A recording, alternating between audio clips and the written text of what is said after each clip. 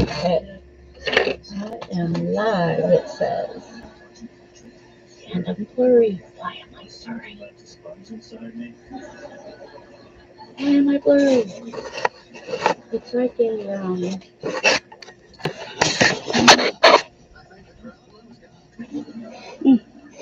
There it is.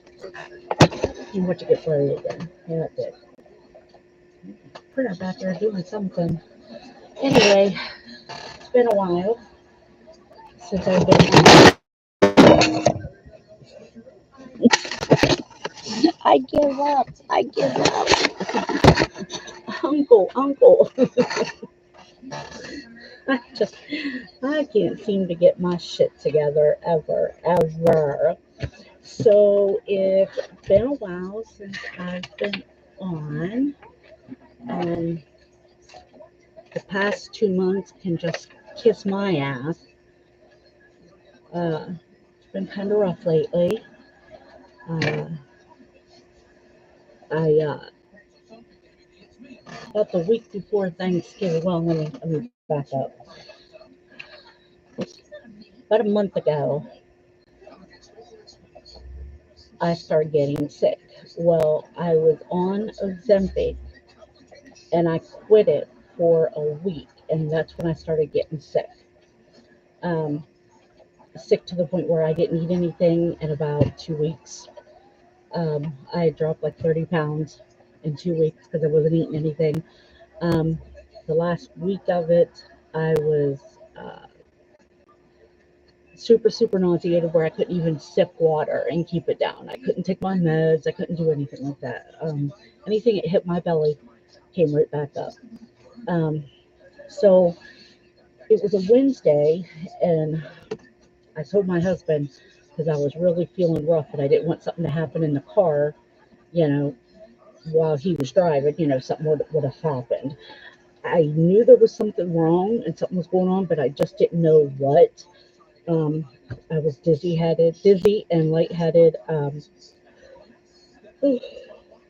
vomiting, can't keep anything down, sleeping. Oh my God. I would sleep 10 to 12 hours at night and then take a nap during the day, um, every day. I couldn't stand up long enough to do like dishes, laundry, floor, household chores, because I would get so dizzy. It felt like I'd pass out. Um, Went down to the hospital. He called. I told my husband, I said, I think you're going to have to call an ambulance. And he did. And they took me down. And then he came down later after my mother in law got here to sit with my son. Uh,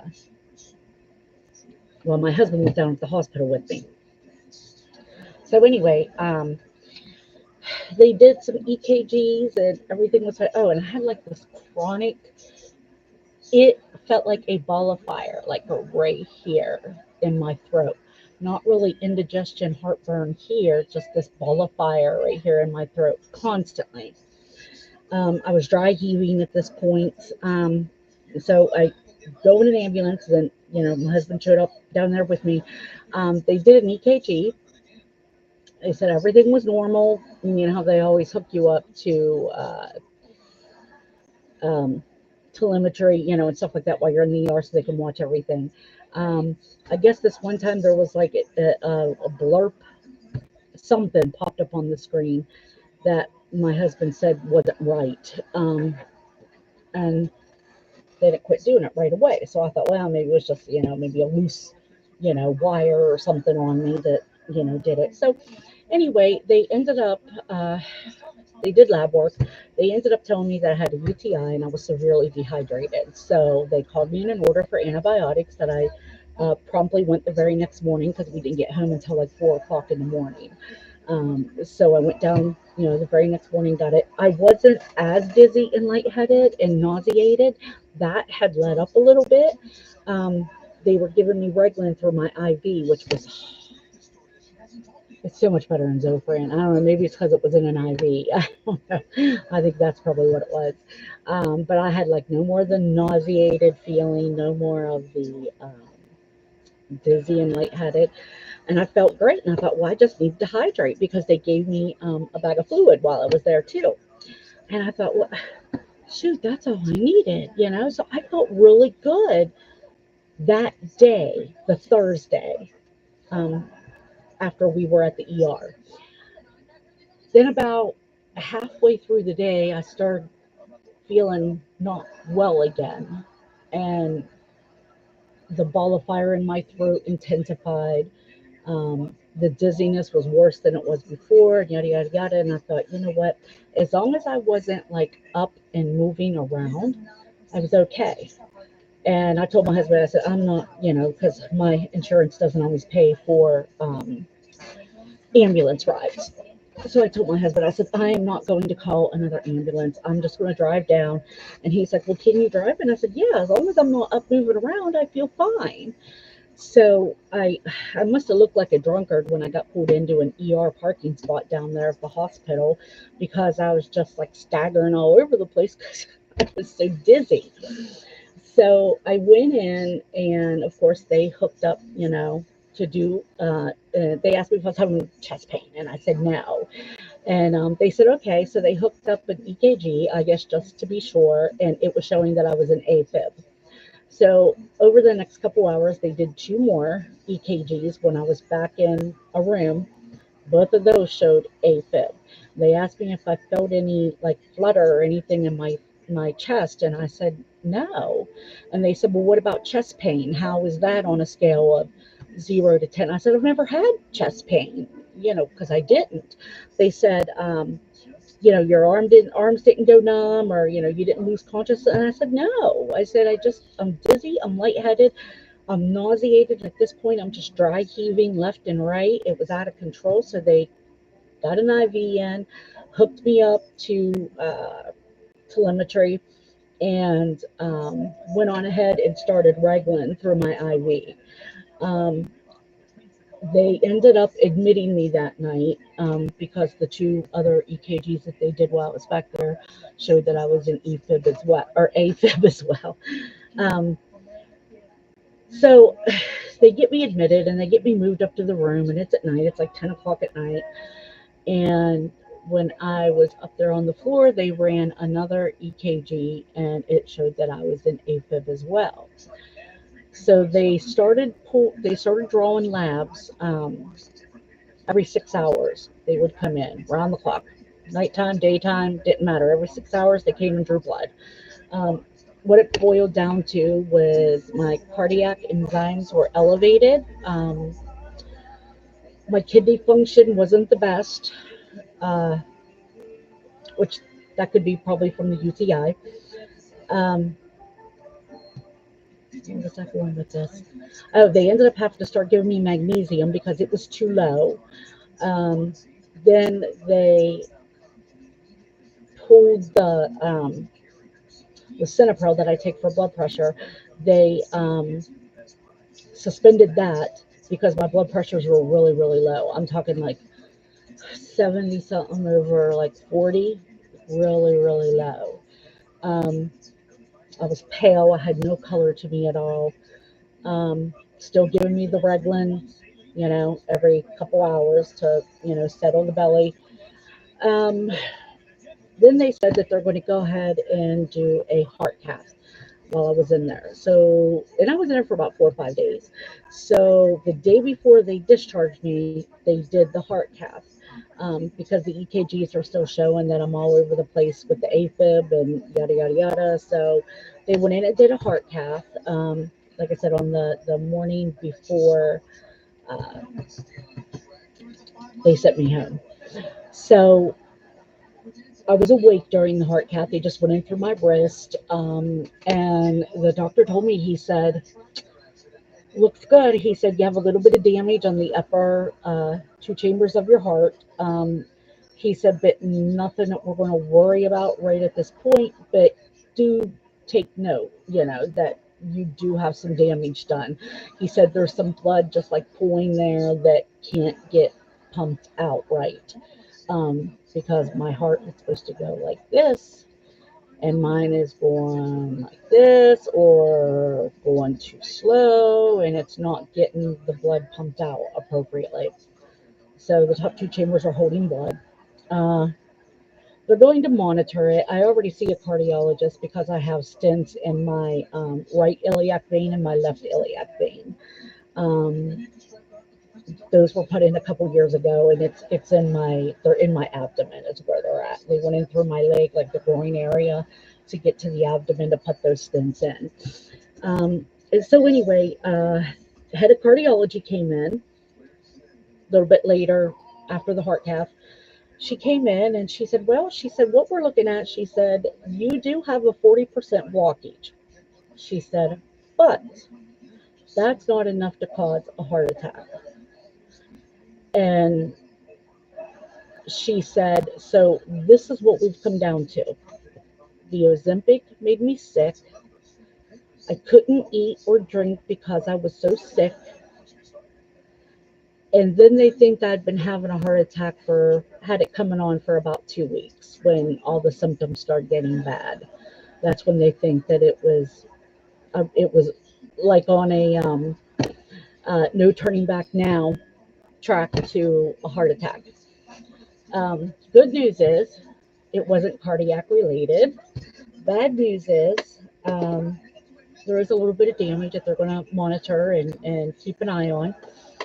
Uh, it's nothing that will stop me from getting my gastric sleeve done because it wasn't cardiac related, the heart attack. Um, yeah, because everything is back to normal. I was a normal sinus. Uh, Kidney function started getting better. The magnesium was coming up. They were also running heparin the whole time I was there, which thins the blood.